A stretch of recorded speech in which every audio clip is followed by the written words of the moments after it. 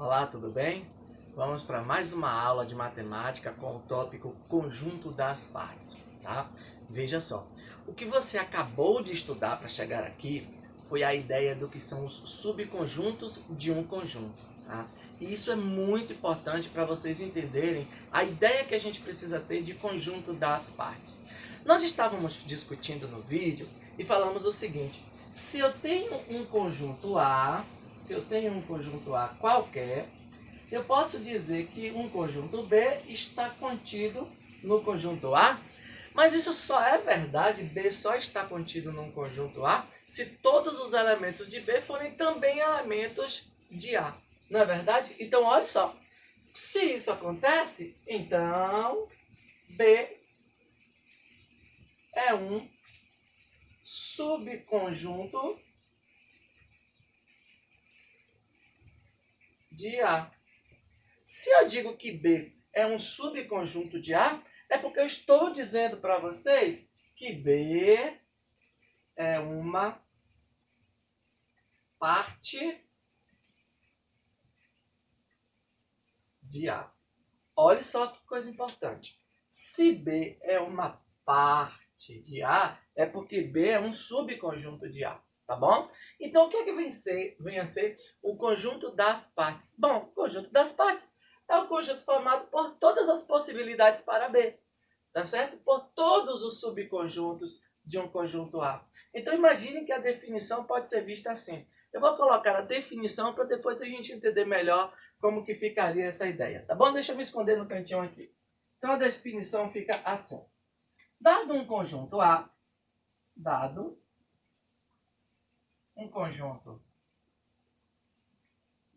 A, chamamos de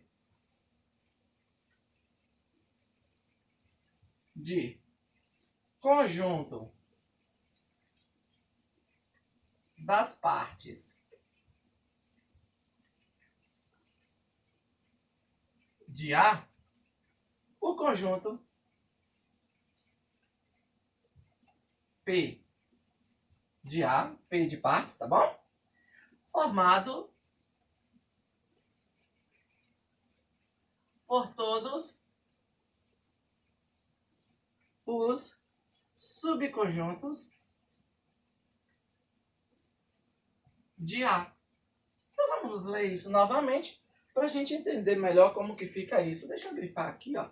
Já coloquei em letra de forma, mas é bom dar uma outra grifada, porque isso é importante. Olha só, dado um conjunto A, chamamos de conjunto das partes de A o conjunto P de A. Esse é o símbolo que a gente vai utilizar, tá bom? O conjunto P de A, formado por todos os subconjuntos de A. Vamos para um exemplo, para vocês entenderem melhor? Olha só, imagine vocês que eu tenho um conjunto A, formado pelos elementos 1 e 2. Eu tenho um conjunto A formado pelos elementos 1 e 2. Vamos lá. Revisando a aula de subconjuntos, nós temos duas observações importantes lá. Eu disse para vocês que qualquer que seja o conjunto A, o conjunto vazio está contido em A, tá bom? O conjunto vazio está contido em A. E o próprio conjunto A também está contido em A, não é verdade? São as duas observações importantes que nós vimos lá na aula de subconjuntos. Qualquer que seja A, o vazio está contido em A. E qualquer que seja A também está contido em A. Então, olha só. Eu tenho aqui já dois exemplos de subconjuntos de A, já que o vazio está contido em A, ele é um subconjunto. A está contido em A, ele é um subconjunto dele mesmo, não é verdade? Mas vejam só. Se o conjunto A tem dois elementos, eu tenho partes de A, como um conjunto, tá bom?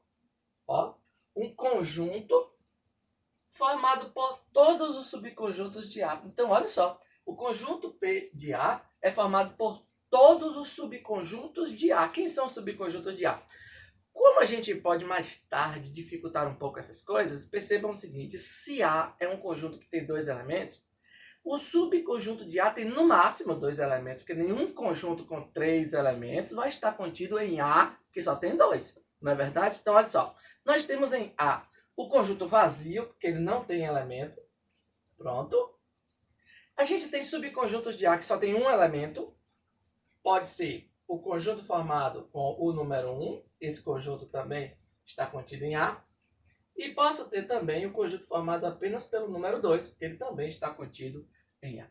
Todos os subconjuntos de A que tem um elemento só, todos os subconjuntos unitários já estão aqui. Encerramos as possibilidades. Mas temos também a possibilidade de um subconjunto ter dois elementos de A, que é ele próprio. Não é verdade? Pronto. E acaba por aqui. Então nós temos todos os subconjuntos que não têm elemento, zero elemento. Os que têm um elemento, os que têm dois elementos e pronto. Então, ó, este daqui é o conjunto P de A, formado pelas partes do conjunto A, ou seja, por todos os subconjuntos do conjunto A, tá bom? Vão ficar aqui duas observações importantes, tá bom? Inclusive observações que já foram vistas. Olha só, observações. Vou anotar aqui porque nunca é demais, tá bom? Essas coisas importantes nós precisamos colocar sempre no nosso rascunho, nas nossas anotações, roteiros de estudos e por aí vai. Primeira observação, tá bom? Olha só quem é a primeira observação. O número de elementos de P de A vai ser... Bom, se eu quero saber quantos elementos tem o conjunto P de A, basta então eu saber quantos subconjuntos tem o conjunto A, né? E a gente já viu isso numa observação anterior da aula de subconjuntos. Se eu tenho um conjunto A, ele com N elementos, ele vai ter quantos subconjuntos? Lembra da fórmula? 2 elevado a N, não é verdade? Então, o número de elementos de P de A pode ser visto como sendo 2 elevado ao número de elementos de A, tá bom? Esta fórmula é muito importante, tá bom? Muito, muito, muito importante. É bom dar uma grifada aí nas anotações de vocês. E uma outra segunda observação. É também aquela observação, deixa eu me afastar aqui um pouquinho para vocês enxergarem. É também aquela observação de vazio e A, tá bom? Então a segunda observação diz assim: A e o conjunto vazio são chamados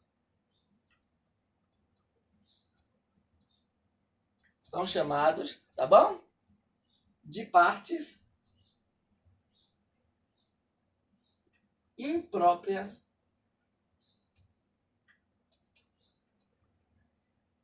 de A, né? São os subconjuntos impróprios. Esses dois aqui, no caso, que são diferentes do vazio e do A, são chamados de subconjuntos próprios, tá bom? Vamos lá então fazer uma revisão só para encerrar o vídeo. Se eu tenho um conjunto A, o conjunto das partes de A é o conjunto formado por quem? Por todos os subconjuntos de A. Pronto. Então eu faço uma lista de todos os possíveis subconjuntos de A e já tenho o conjunto das partes de A. Ele tem duas partes que são chamadas de partes impróprias. O conjunto vazio e o próprio conjunto A. Os outros são as partes próprias. E quando eu quero saber quantos elementos eu vou ter no P de A, conjunto das partes de A, basta eu calcular quantos subconjuntos tem A, pela fórmula 2 elevado ao número de elementos de A, tá bom? Espero que tenha sido claro para vocês, espero que tenha ficado fácil, que todo mundo tenha entendido. Um abração e até a próxima aula, tá bom?